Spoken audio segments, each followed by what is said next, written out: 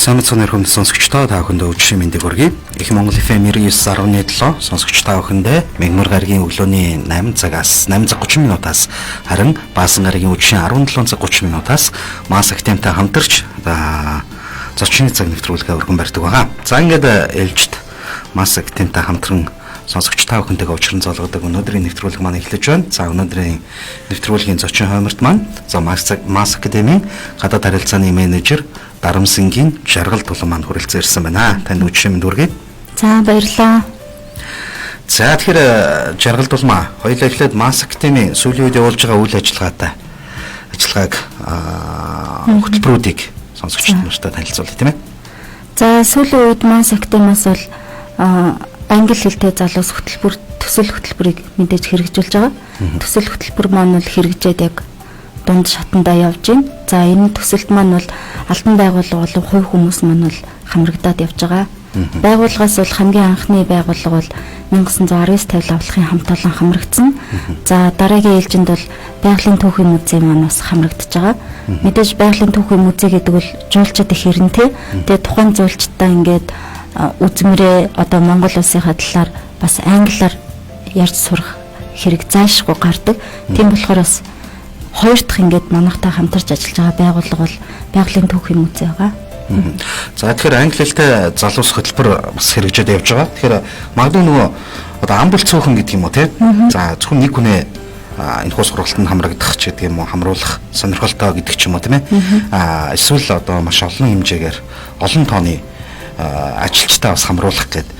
Ингээд ямар нэгэн тооноос улбаалж ямар нэгэн байдлаар танай байгууллагаас хөнгөлөлт юм уу эсвэл хамтын ажиллагааны өөр ямар нэгэн тийм хөнгөлөлт авах боломж ч юм уу эсвэл энэ хөтөлбөртэй холбоотой ямар нэгэн тийм хамтын ажиллагааны тухайн байгууллага хамтарсны төлөө тийм ээ ямар нэгэн урамшуулалт ч юм уу эсвэл арай хөнгөлөлт идэх боломж нь юу гэх юм бэ?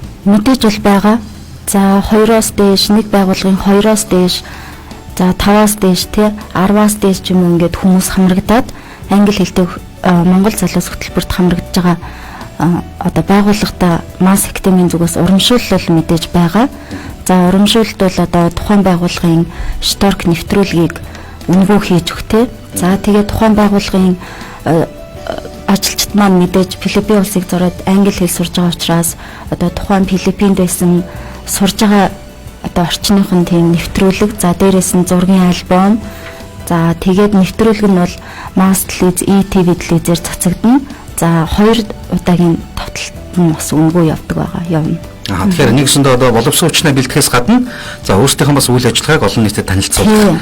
Тэр нь бол мэдээж тухайн байгууллагын одоо танай байгууллагаас өгч байгаа одоо өнгөө урамшуулна гэж. Тэгэхээр үн төлбөргүйгээр энэ бүхнийг бас гардан авах боломжтой юм гэж тийм ээ. За тэгэхээр өнөөдөр бол хоёулаа ярилцах гол сэдв маань бол сургуулаа хэрхэн сонгох вэ гэж. Ер нь Мас Актемтай хамтын ажиллагаатай Филиппин улсын хичнээн сургууль байгаа вэ. Тэгээд одоо за эхлээд эндээс асуултад хариулцтай хичнээн сургуультай хамтарч байна. За яг Филиппин улсын Сибу хот маань бол өөрөө аялал жуулчлал боловсруулаар дагна өгчсөн 100 гаруй за яг ингээд бүх сургуулийн тоол бол бараг 200 гаруй сургуулиуд байгаа. Энэ дундаасаа бол одоо эхний шилдэг 30 гаруй 20 гаруй сургуультай нь бол Мас Академи хамтарч ажиллаж байгаа. За тэгэхээр ингээд явхаар ингээд өссөн хүмүүс маань одоо Мас Академи дээр орж ирээд нөгөө нэг олон сургуулийг хараад бүр хүн чинь олон юм дотор орохоор сонгож чадхаа ичдэг штэ тий. Тэгээ нөгөө олон сургуулийг маань хараад бүр сонгож чадхаа ичдэг байхгүй. Тэгэхээр ингээд манай Мас Академи ажилчид маань өөрсдөө тухайн одоо сургууль дээр 6 сар ажилласан тий. Тухайн тэр хамтарч ажилладаг сургуулийнхаа нэг сургууль дээр нь гэхэд би гэхэд жишээ нь нэг сургууль дээр нь 6 сараар ажиллаад ирсэн. За манай Мас Академи нөгөө ажилтан маань өөр сургууль дээр бас 6 сар ажиллаад ирсэн. Тийм учраас бол Мас Академи одоо ажилтнууд маань яг л тэнд байсан хүн учраас бүх зүйлийг мэддэг учраас яг хүндээ ингээд зөвлөгөө өгөөд танд энэ сургууль тохирно. Таны боломжтой энэ сургууль тохирох юм байна гэд бас зөвлөгөөнүүдөө өгөө явдаг байгаа. 200 гаруй сургуулиудаас одоогоор хамтын ажиллагаатай 30 гаруй сургууль байна чинь. Энэ ямар нэгэн цензураар эсвэл ямар нэгэн шалгуураар хамтарч байгаа юу? Мас Академийн тухайн сургуулиудтай. За ер нь бол Мас Академи Филиппин улсын хэлний сургуулиудтай хамтарч ажиллах гэрээ хийхдээ тухайн хоттой, тухайн Филиппин улстай байдаг хамгийн шилдэг сургуулиудаас нь төрүүлээд гэрээгээ хийгээд хамтарч ажиллаад эхэлсэн байна. Тэгэхээр манайхтай хамтарч ажилладаг 30 гаруй сургууль бол тухайн одоо 100 гаруй сургууль дундаасаа шилдэгүүднэ гэсэн үг. Одоо энд ингээд нэг юм зүйл гарсан. Зарим одоо сургуулийн төлбөр бол $990 жишээ нь эхэлж байгаа жишээтэй. Тэгвэл зарим сургууль нь бол $4,000 байна, тийм ээ. Жишээтэй. Тэгэхээр энэ төлбөрөөс хамаарч чанар гэж байна уу? Эсвэл зүгээр амьдрах орчноор хамаарагдаад, тийм ээ. Одоо оршин суух байрнаасаа ч юм уу, тийм цагийн хуваараас хамаарад энэ үнийн зөрүү байгаад байна уу? Эсвэл үнэхээр сургалтын чанар тэр үнд нөлөөлж байна. За тийм сургалтын үнийн хувьд бол нэлээд хэлбэлцэл байдаг л да. Адилхан сургуулиуд. За сургалтын чанарын хувьд бол сургуулиуд бол адилхан байдаг. Адилхан л Филиппин улсын Себу хоттой байгаа, адилхан ганцаардсан групп хичээл орно, адилхан Филиппин багш орно. За дээрэс нь яг л адилхан багш нарын нь 20-30% нь гадаад багш байдаг. Сургалтын хувьд бол адилхан. За яг гоо зарим нэг сургууль дээр бол IELTS-ийн хөтөлбөр байдгүй ч юм уу, TOEFL-ийн хөтөлбөр байдгүй ч юм уу. Тэрүүгээр нэг жоохон ялгаа гарч болно. За өмнөх нь хувьд яагаад тийм ялгаа ороод байгаа юм бэ те? Гэхэд бол одоо зарим нэг сургууль нь дотор байр нь бүр цочод бодол байдлаар тохижуулсан байдаг. Бүр ингээд нөө давхар орморгүй, айгуу том 2-3 өрөө галтгооны иж бүрэн тавилгатай те. Айлд ороход яг л юу байдаг? Тэр бүх зүйлийг ингээд тавьсан тийм дотор өрөө байд. Дотор байр нь тийм тохижуулалтай байдаг. Тэгэхээр ер нь бол үнэнд нь өөрчлөлт ороо явчихна. За бусад одоо нэг арай энгийн тохичлолтой дотор байрна гэхээр яг л нэг Монголын оюутны дотор байр шиг өрөөн жижигхэн давхар ортой ч юм уу те. Энүүгээрээ бол тий 2-3-аараа байна. Энүүгээрээ төлбөрийн хувьд бол ялгаа ордгийг. За дээрэс нь тухайн сургууль нь хаана байрлаж байна те. Мэдээж Филиппин улсын Себу хоттой байрлана. Тэгэхдээ далайн эрэг дээр байрлаж гин үү те, хотын төвдөө байрлаж гин үү, хотын төвөөсөө ингээд одоо Монгол улс Улаанбаатар хотроо ирвэл бүр ингээд баруун тишээ зүүн тишээ ч юм уу те, эсвэл яг ингээд хотын төв дотроо нэг өндөр гоё шилэн барилгууд дундаа байрлаж гин үү те. Тэр болгоноосоо шалтгаалаад үнэнд нь л өөрчлөлт ороод байгаа. Далайн эргийн сургууль бол арай үнэтэй гэдгийг хотын төвийнхээ сургуультай харьцуулахад. Сургуулийг ер нь яг хэрхэн сонгох вэ? За сургуулийг сонгохдоо бол тухайн оюутан маань эхний ээлжинд мэдээж өөрийнхөө сонгосон курсыг та бизнесийн хөтөлбөр юм уу, IELTS, TOEFL сонгосон бол тухайн сургууль дээр энэ хөтөлбөрөөр эсэлт авч гин үү? Нэгдүгээрт. За хоёрдугаарт гэхээр тухайн сургууль дээр одоо та яг гэр бүлээрээ явах гэж байгаа юм уу, ганцаараа явах гэж байгаа юм уу те? Гэр бүлээрээ явах гэж байгаа бол одоо хэдэн настай хүүхэд авч явах гэж байгаа гэдгээс шалтгаалаад сургуулаа сонгоно. За зарим нэг сургууль бол ингээд хүүхдтэйгээ очиход айгүй боломжийн нөхцөлтэй сургуулиуд байдаг. Сургуулиуд болго өөр өөр учраас за жишээ нь одоо ZTE гэдэг English сургууль гэж байгаа л да. Энэ сургууль болохоор хүүхдтэйгээ хэрвээ очиход айгүй тохиромжтой нөхцлүүд нь. Яг тэгвэл хүүхдийн нас нь хэд байх боломжтой. Хүүхдийн нас ер нь бол цэцэрлэгийн наснаас дээш байвал тухайн хүүхэд яг сургууль дээрээ байгаад одоо англи хэлний хичээл авч болно. За цэцэрлэгийн наснаас доош хэрвээ байвал зарим сургууль бол авдаггүй. Гэхдээ зарим сургууль авахдаа ингээд хүүхэд болгоны тоогоор хүүхэд тасрагч сургуулаас нь өгдөг. За зарим сургууль болохоор хүүхэд тасрагчгүй тухайн үед маань ингээд гаднаас хүүхэд тасрагч хөлслөөд сургууль дээрээ байлгаад хичээлдээ үедээ хүүхдэд хардаг. Тэгэхээр ингээд гэр бүлээрээ явах ч юм уу, ганцаараа явах ч юм уу. За дээрэс нь тэнд сурж авах хугацаанд хажуугаар нь хэр их аялах юм те. Сургуулийнхаа кампусаас хэр их гарч явах юм. Зарим нэг сургуулиуд бол яг үннийг хэлэхэд айгүй тийм чанга дэглэмтэй байдаг. 10 цагаас хойш хэрвээ дотор барилга орвол сануулга авдаг. За тэгээ сануулга нь 3-аас 4 ингээд аваад ирэхээр одоо нөө төлбөрийн буцаалтгүйгээр шууд явах болдог ч юм уу те. Ийм чанга дэглэмтэй сургууль байна. Чанга дэглэмтэй сургуульд бол ер нь миний харж байгаагаар ингээд нэг 17 одоо 18 та 20 та 22 та ингээд тийм ээж аав нь ингээ хүүхдтэй айгу санаа зовдөг хүмүүс эдэг шүү дээ тий. Жоохон гадуур гарчих гад байдаг. Тийм хүүхдүүдийг ингээ явуулахад бол айгу тохиромжтой. За дээрэс нь хосууд ч юм уу эсвэл ганцаараа явж байгаа бүр насанд хүрсэн тий 30 гарсан дүүт мөчтэй хүмүүс ингээд хитрхи нөө чанга дэглэмтэй сургуульд очичоор нэг хичээлийнхаа бус цагаар гарч юм үзмээр байдаг. Тэгээд хичээлээ дуусаад гараад юм үзээд буцаад барилга орох гэхээр нөгөө нэг цаг нь болчдөг. Тэгэхээр ингээл хичээлийнхаа хажуугаар аялах юм уу, юм үзэх юм уу, те байрнаасаа хэр гарч орох юм. Ингээл аюул олон шалтгаанаас л үдэл сургуулаа сонгож болно л доо. Төлбөрийн хувьд хамгийн доотлол нь хамгийн дээдл нь. За төлбөрийн хувьд бол эхний ээлжинд бол тухайн оюутан очиад ямар курсээр сурах уу гэдгээс шалтгаална. IELTS, TOEFL, ерөнхий англи хэл юм уу гэд. За курсүүдийн хувьд бол хамгийн хямдхан нь бол ерөнхий англи хэлний хөтөлбөр байдаг. За тэгээ IELTS бизнесээ ангихээрээ жоохон үнэтэй. За дээрэс нь тухайн сургууль дээрээ очиод хэдэн ортой өрөөнд байрлах уу гэдгээсээ бас үн өөр байдаг. Ганцаараа байрлал үнэтэй, дөрвөлөө байрлал арай хямдхан тий. За дээрэс нь болохоор одоо тухайн сургууль дээрээ очиод ямар хугацаагаас сурахаас бас шалтгаалаад үнийг хэлбэлцэл байдаг. Тэгэхээр яг ингээд үнийг хэлхийн тулд тухайн оюутнаас айгүй олон мэдээлэл авах шаардлагатай болно л доо. Хизээ явах юм те, хэдэн 7 хоногор хэдэн сараар явах юм, очиод ямар өрөөнд байрлах уу, ямар курсээр сурах уу гэд эдгээр мэдээллүүдийг ингэж авч байгаа л яг үнийг гаргаж өгдөг. Гэхдээ ингээд хүмүүс бол шууд заяа төлбөр нь хэд ингээл асуудаг л да мэдээж айгүй. Тийм болохоор би нөгөө нэг ерөнхий англи хэлээрээ за тэгээ 4 хүнтэй байрлахаар 1 сарын хугацаатай л ер нь үнийг хэлчихдэг. За тэгээд ийм байна. Тэгээд таны ингээд нөхцөл тавьж байгаа шаардлагаас шалтгаалаад үнэнд бол өөрчлөлт орно. За тэгээд 1 сараар 4 хүнтэй өрөөнд байрлаад ерөнхий англи хэл судлаад ирэхэд бол сургууль дээр очиод сургалтын төлбөр, дотор байрны төлбөр, хоолны төлбөр нийлээд ер нь бол $900 за дээдл нь бол $1400 хооронд хэлбэлцдэг. Одоо аль сургуулийг сонгох уу гэдгээс шалтгаалаад. Тэгэл яг уу сараас илүүгээр сурвал мэдээж төлбөр нь илүү болно те. Эсвэл тухайн дотор байрандаа ингээ ганцаараа байрлахаар бол бас хичнээн хугацаа 1 сар ч гэсэндээ бас үнэн өөрчлөлтөд явдаг байна. За. Одоо мэдээж Филиппин улсыг зорж байгаа нислэгийн маршрут, зорчин орчих маршрут нь ямар байдаг юм бэ? Шууд нислэг бол байхгүй тийм ээ. Яаж ажиллаж байгаа? Филиппин улс маань өөрөө зүүн өмнөд Азийн арлын орн. За Монголоос шууд нислэг байдаггүй дамжин нисдэг.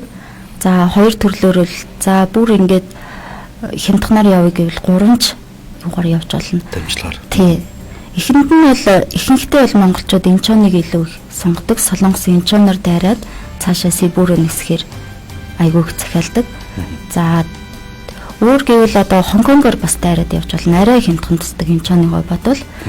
За өөр нэг нь гэвэл яг бүр ингээд нөө хятадд айгүй яваа сурцсан тийм хүмүүс бол Бээжин, Шанхай, за тэгээд Шанхайгаас Филиппин улсын төв Манилагаас нь Сибүрөө нисэж очих бас боломж байдаг. Гэхдээ ер нь бол манайх одоо аль биесний төлөөлөгчийн газар за дээрэс нь тэгээд оюутнууд маань ихэнхдээ бол нэг анх удаа гарч байгаа ч юм уу тиймэрхүү хүмүүс их байдаг учраас ихэнхдээ бол ер нь Инчоны нислэгээс санал болгодог. Хамгийн аюулгүй, хамгийн хурдан явж очих. Хамгийн шуурхай очих боломжтой.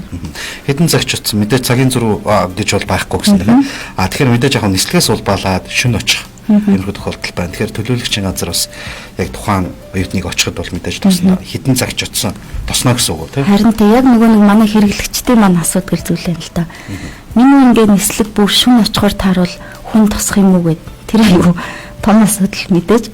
Тэгээ ер нь бол тухайн сургууль нь за тэгээд төлөөлөгчийн газар нь ч гэсэндээ оюутны хэдэн цагт очсон байсан тосож авах үүрэгтэй гэрэн дээрээ байдаг. Угаасаа тэр хүн чинь Филиппинд анх удаа очиж байгаа тий. Ерөөсөө л яг Филиппин дээр буугаал онгоцны буудлаас нь гарахад л яг сургуулийнхаа нэрийг барьцсан пайцтай төлөөлөгчийн зогсоод хүлээж яадаг. Эндээс явж байгаа хүн маань өөрийгөө одоо яг аль сургууль дээр явж байгаа юм мэдж байгаа тий. Тэгэл нөгөө олон хүмүүс дундаасаа өөрийнхөө сургуулийн нэрийг барьцсан пайзлал тэр хүн таныг хүлээж байгаа. Одоо ингээд юу яддаг штэ. Зарим одоо байгууллагын үйл ажиллагаа явахын тулд тодорхой хэмжээний нэг тоо заадаг штэ. Одоо юу гэдэг за нэг 7 хүн бүрдээдхэг тэгээ явнаач гэдэг юм уу. За эсвэл 10 хүн бүрдүүлээд явнаач гэдэг юм уу те. Тэгтэл тухайн хүн бол маш хурдан цаг хугацаа алдалгүй. Жишээ нь одоо ажилласаа чөлөөтэй байх энэ хугацаанд би шуурхаа яваад ингээд 1 сарын хугацаанд бас ингээд тодорхой хэмжээний мэдлэгээ дэвшлүүлээд ирмээр байна гэвэл энэ асуудал дээр яадаг вэ? Хүн цуглуулад ингээд тодорхой хэмжээний багцуулга явуулах уу? Эсвэл зүгээр би одоо өнөөдөр бүх зүйлээ ингээд зардал мөнгөө шийдээд маргааш явъя гэвэл боломжтой. За ер нь бол энэ дээр хүмүүсийг одоо 8 болохоор нь 5 болохоор нь 10 болохоор нь явуулна гэсэн зүйл бол байдаггүй. Тухайн хүний одоо өөрийнх нь ажлынхын чөлөө те боломж нөхцөл нь хизээ байна. Яг тухайн сургууль дээр даваа гарагт очихоор л байвал та альч 7 хоног сонгож болно. За сая асуусан шүү дээ те өнөөдөр ингээл ажиллаа зохицуулаад маргааш би явуулах уу гэл энэ бол нэр яг үнэ хэлэхэд боломжгүй байгаа. Тухайн сургуулиуд маань бүх улсуудаас эсэлтээ авдаг тийм учраас яг цагийн тулаа 7 хоног 10 хоногийн өмнө юм 3 хоногийн өмнө тухайн сургууль руу манайхаас ийм оюутан явах хүсэлтэй байна тэдэн ортой өрөөнд тийм курсээр тийм хугацаар сурах хүсэлтэй байна. гэд захиалга ихэнд нь тухайн сургууль руу явуулдаг байхгүй. Тэнгүүт нөгөө сургууль дээр чинь сул ор байхгүй гэсэн хариу ирчдэг. Тэгэхээр ер нь бол яг сургуулаа сонгоцсон хүн маань бол төлөвлөсөн. За энэ өдөр явъя гэж төлөвлөсөн өдрөөсөө доор хаяж нэг сарын өмнө манай дээр ирээд гэрээгээ хийгээд тухайн сургууль руугаа мэдээлэл явуулаад тухайн сургуулиас нь урилгыг нь явуулдаг байгаа. Энэ оюутан манай дээр ирж сурах юм шүү гэд урилгаа аваад төлбөрийн хэмжлэгээ аваад төлбөрийн яваад орон баталгаажаад ингэсний үндсэн дээр яг явах боломжтой. За яг хуу цаг нь тулчдаг та нэг өөртөө тохирсон айгүй гой сургуулийг сонгоцсон тий. Тэгээ нөгөө сургууль руу чинь академиас ингээд мэдээлэл явуулангууд ор байхгүй гэчүүл та өөрийнхөө сонирхсан сургуульд орч чадахгүй нэг эрсдэл гараад ирж байгаа. Яг хуу бусад сургуулиуд бол мэдээж бас асуул ор байгаа сургууль бол байгаа тий янз янз. Тэгэхээр та яг нөө сонгосон сургуульд орч чадахгүй л нэг асуудал үүснэ. Яг цаг нь тулцсан байвал. За жишээ нь одоо аялал жуулчлалаар явдаг хүмүүс байгаа. Мэдээж одоо Филиппин улс Сибу хотод ч юм уу те очдог. За ямар нэгэн байдлаар аяллаар ч юм уу. За бизнесийн үйл ажиллагаагаар явдаг хүн энд бас ингэж сурах боломжтой байна гэд өөрөө очиж сурах бас нэг сонголт байж болно те. Тэгвэл бас масаар дамжиж сурах боломж байна. Энэ хоёрын хувьд төлбөрийн ч юм уу мөнгөний өөр зөрүү байх одоо чинь төлөөллийн хөлс гэдэг зүйл юу бий юу? Төлөөлөгч гэдэг яг нөгөө нэг үгийн маань утга бол аль биесны төлөөлөгч ямар нэгэн зуучлалын мэдлэг зардалгүй байдаг. Яг л тухайн сургууль ямар үн энэ оюутныг манах энэ үнээр авна гэдэг тухайн сургуулийн үнээр л одоо $1 нэмэхгүйгээр л академи бол явдаг байгаа. За хуваараа явах бол боломж мэдээж байгаа. Тухайн сургуулийнхаа сайт руу судлаа тий. Ер нь бол хуваараа явах, академиар явуулах гэдэг чинь бас нэлээд зөрүүтэй л дээ. Нэлээд ялгаатай. За тухайн нэг оюутны ард нь эйженси буюу агентлаг нэг байгууллага байна гэдэг бол тухайн оюутан тэр сургууль дээр бол нэр хүндтэй. Нэгдүгээр. Одоо ингэдэг байхгүй. Эрсдэл багтаа бас. Багтаа. Төлөөлөгчийн газраар явсан, за зуужлагчийн газраар явсан, эсвэл хуваараа явсан оюутанд мэдээж байгаа тий. Тэгэхээр яг нь төлөөлөгчийн газрын нэг давуу тал нь юу юм бэ гэхээр тухайн одоо мас академийн төлөөлөгч маань тухайн сургууль дээр байрлаж байгаа тий. Тухайн сургуулийн хувьд бол оюутан нийлүүлдэг эйженси, агентлаг энэ төлөөлөгчийн газар гэдэг бол маш нэр хүндтэй, аюул хүндэлдэг тэрэг мэдээж оюутангийн явуулж одоо орлогыг оруулж штэ тий. Тийм болохоор за тухайн тэр оюутанд ямар нэгэн асуудал гарлаа тий сургууль дээр одоо мэдээж очицсан л юм чи асуудал үүснэ янз бүрийн асуудал тий. Тэгэхээр ер нь хамгийн түрүүнд нөө Монгол төлөөлөгч нь байгаа. Одоо таны явсан эйженсигийн Монгол төлөөлөгч тухайн сургууль дээр байж байвал тэр оюутны асуудлыг төрүүлж шийднэ. Яагаад гэвэл тухайн нөө төлөөлөгч нь яг ингээл өөдөөс нь хараа зогсож явахад тухайн сургууль бол тэр оюутныхын асуудлыг цааш нь тавьж чаддгүй. Би одоо төлөөлөгч нь энд байна. Тийм учраас гэс энэ оюутны асуудлыг шийдэхгүй л болохгүй гэсэн үгнээс ханддаг байхгүй. Тэр нь л хамгийн том давуу тал байгаа гэсэн. За одоо ил сурах боломжуудын тухай яриа тийм ээ. За ахиулах, мэдлэгээ ахиулах, эсвэл бүр цоошинаар англиар сурах боломж нь бас байдаг. Аач хүн очиод суралцах боломжтой гэдэг. Энэ гоё тайлбарыг бас хэлье. Бид нар өмнө нэвтрүүлгүүдээр бас нэлээдгүй дурдж байсан. Гэхдээ өнөөдөр нэвтрүүлгийн маань анхудаа сонсож байгаа хүмүүс байж болно тийм. Тэгэхээр нөгөө яг одоо ингээл хоёулаа нөгөө IELTS центр гэл ингээл яриад тахаар энэ бол угаасаа мэдээж одоо анхан шатны мэдэгдэхүүнтэй тодорхой хэмжээний хүнтэй ингээ ярилцаж харилцдаг хүн л явах юм байна гэсэн ойлголт бас магадгүй зарим сонсогчдод байгаа бах. Тэгвэл тийм биш ээ гэдгийг хоёлоос нэг батлаад яри те. Харин тийм зарим хүмүүс маань ингээд нэг тэр орон чинь англи хэлтэй орон те. Тэгээд тийм том англи хэлтэй бүх хүмүүс нь англиар ярьдаг газар англи хэлээр одоо аачгүй хүн очиод яах юм бэ гэсэн одоо бодол бол байдаг л да. Тэгэхээр ер нь бол ихэнх оюутнууд бол IELTS, TOEFL гэдэг нэг оноо авах зорилготой бас явдаг. Дээрээс нь бас ерөөсөө л англи хэлний ABC-гээс нь эхлэх хүмүүс ч гэсэн явдаг. Филиппин улсын яг нэг давуу тал нь өөрсдөө унган Филиппин хэлтэй. Англи хэлтэй.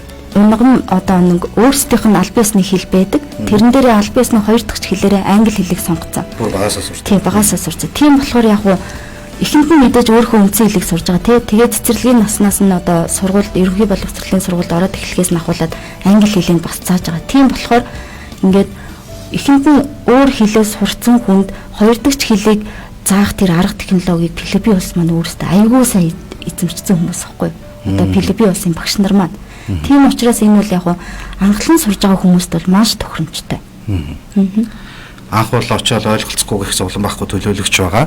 За хоёрдугаар тал тэгээд биений хэлээрэж дамжуулаад англи хэлийг бол танд эзэмшүүлнэ гэж. За ер нь анхны мэдгэдэггүй ингээ авч байгаа хүн бол хэр хугацаатай суралцаад ирэхэд ерөнхийдөө бол ингээд бас нэг өөрийгөө ойлгуулад бусдын ярьж байгаа бас нэг ойлгох хэмжээнд хүрэх бол яваад ирсэн хүний хувьд. Яваад ирсэн хүний хувьд бол яг ярианы мэдлэг бол аюул хурд өсдөг. Ер нь бол баг 7 хоногор л өсөө явцдаг. Тэгэхээр яг анх бүр ааж явахгүй ABC сайн уу баяртайгаа л мэддэг хүн явсан ч гэсэндээ ер нь бол би ингээд Села сургууль дээр ингээд сурж явах хугацаанд би шинэ оюутнуудаа тусдаг те Японоос, Солонгосоос, Тайванаас, Вьетнамаас тэгээ нэг оюутнуудынхаа бас хэлний байдлыг ажигладаг байхгүй. Ингээ онгоцны бодол дээр нөгөө оюутан маань гараад ирнэ би мэдээж одоо нэг хэлэх шаардлагатай зүйлүүдээ мэдээж англиар хэлнэ те. Нөгөө оюутан ч бүр юу ч ойлгохгүй байгаа мэдэгддэг байхгүй. Бүр нөгөө аачгүй хүн зөндөө ирдэг шүү дээ угаасаа. Тэгэл тэр оюутнуудаа ингээл хараад хахад эхний ээлжинд бол ингээл ичээл юм ярьж чадахгүй ингээл хүний яриаг ойлгохгүй ингээл аюу хэцүү байгаа нь мэдэгддэг байхгүй хөдөлгөөс ачаар. Тэгээ нэг 7 хоногийн дараа 2-7 хоногийн дараа бас ингээд сургууль дээр байгаа юм чи хажаад хахад бүр ингээд хүнтэй яриад идэг ямар ч байсан. Хэлснийг ойлгоод. Тэгэхээр яг дүрм гэлтгүүгээр Филиппинд очсон хүн хамгийн түрүүнд бол ярианы чадвар нь бол аюу хурд өсдөг. За яг дүрм бичих хичээлээ бол хичээл дээр аваа сайжруулаа явж болно. Ер нь бол хичээлтэй хичээлгүй баг ярианы чадвар бол зүгээр л ингээл орчинд нь сайжирчдаг. Мэдээж эргэн тойронд нь бүгд англиар ярьж байгаа учраас тийм. Ер нь бол тэгээд яг тийм хэмжээнд хүрэхэд бол тэр хугацаа сурах уу? Тухайн хүнээс л хамаарх байх тийм ээ. Ер нь бол нэгдүгürt хүнээс хамаарна. Гэхдээ ер нь бол бүр ингээд англи хэлний мэдлэггүй хүн 1 сар яваад ирэхэд бол ямар ч байсан гадаад хүнтэй тааралдахад юм ярьчин хийсэн үгийг өөр хийх хэмжээнд ойлгоно. Тэгээд одоо өөрийнхөө шинэ үгийн баялгаараа штэ тий тэр хүн маань хэрэг шинэ үг мэдчихээн тэрнийгээ бол гаргаад ямар ч л байсан хүндээ ойлгуулчихна. 1 сар яваад ирсэн ч гэсэн үр дүнгийнх нь хувьд баттгаж 1 сар гэж байна. Тэгэхээр мэдээж бас тэрийг улам төгс төгөлдөр болгож тийм ээ улам илүү сайжруулах бол 3 сар тий. За тэгээд цаашлаад бас төлөөлөгчд маань явсан 6 сарын сургалт бол маш үр дүнтэй байсан.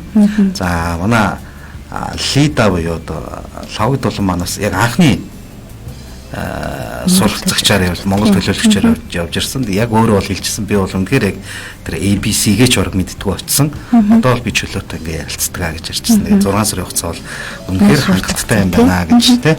Бол харсан. Тэгэхээр мэдээж хүний бас өөрийн сурах сонирхол хүсэл тэмүүлэл бас их нөлөөлнө гэдгийг бас энэ дэлгэн зүг баг тийм ээ. За тэгээд маркетингтэй хэрхэн яаж холбогдох вэ? Ажлын ямар өдрүүдэд холбогдож байна? За мэдээж төлөөлөгчтэй уулзахын тулд ямар цагаас уулзах боломжтой ойлоо энэ боломжтой байна. За маркетинг маань бол баруун дөрвөн зам Гранд Плазагийн 9 давхурт 901 тоотод ажлын 5 өдөр өглөөс 18 цаг хүртэл ажиллаж байгаа. За дээрээс нь Бямба нэм гарагт 11 цагаас 15 цаг хүртэл бас мэдээлэл өгч ажилладаг байгаа. Тэгэхээр хүмүүс маань бас ажлын 5 өдөр амжихгүй байгаа бол тий Бямба нэм гарагт бас манай үе талга нээлттэй байгаа шүү. Онлайнаар ч юм уу ямар нэгэн мэдээлэл утсаар боломж нэг үү? Ажлын өдрөөр ажлын 5 цаг, ажлын цагаар бол 77 88 88 гэж суурь утас байгаа.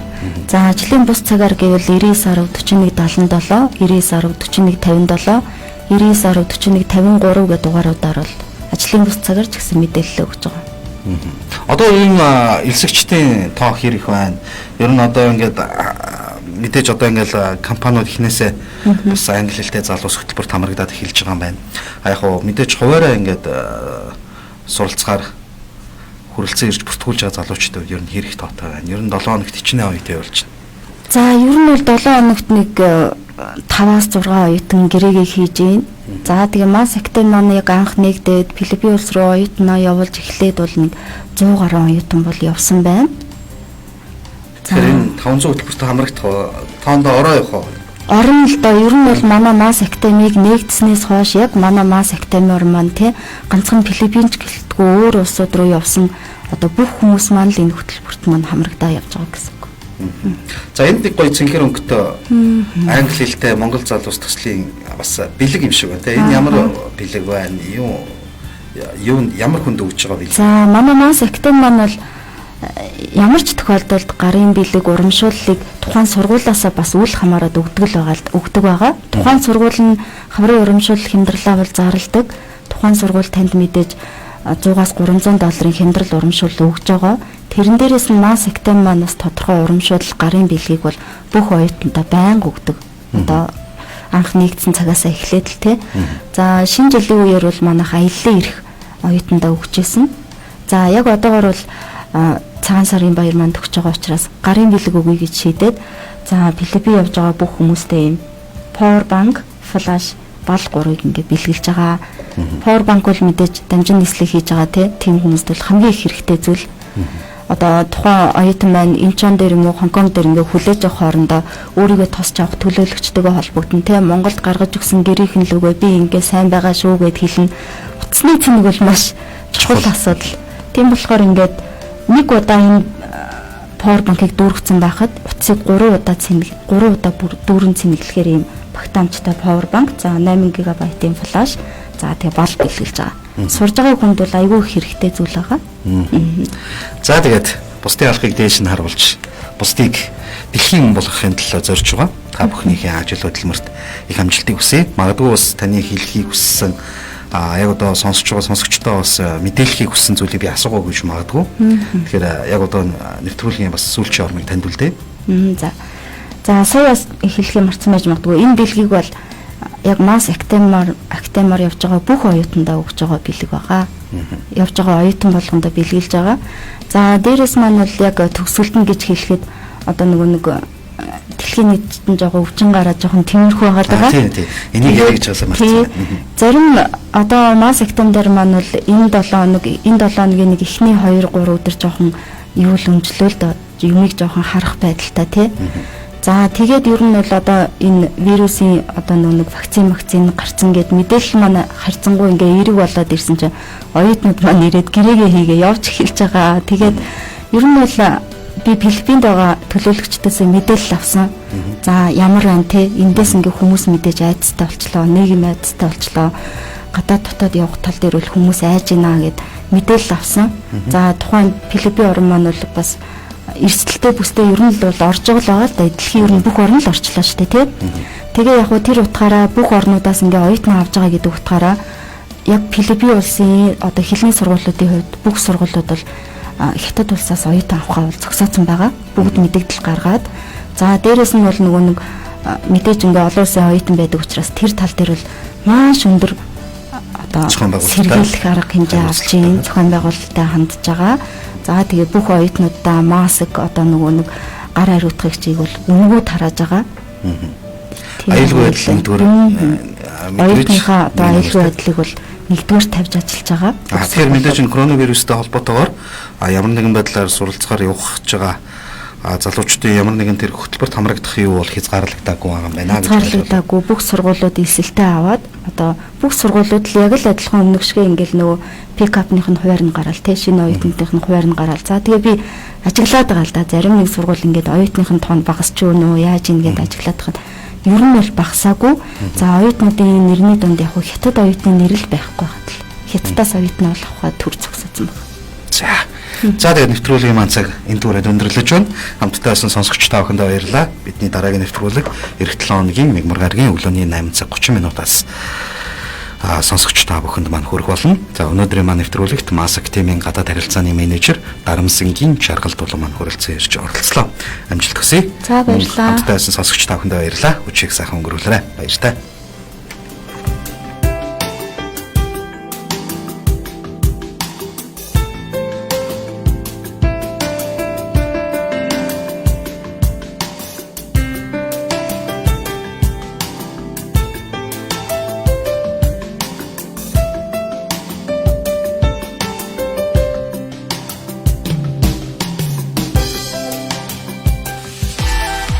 Хамгийн хэм зардлаар англи хэлийг хэрхэн сурах вэ? Нийт цагийн 40-50% нь ганцаарчилсан сургалттай. Филиппин улсын шилдэг хэлний сургуулиудыг бид танд санал болгож байна. Mass Actem. Харилцагуудаас 007 8888 99104177 99116555. Их Монгол FM 99.1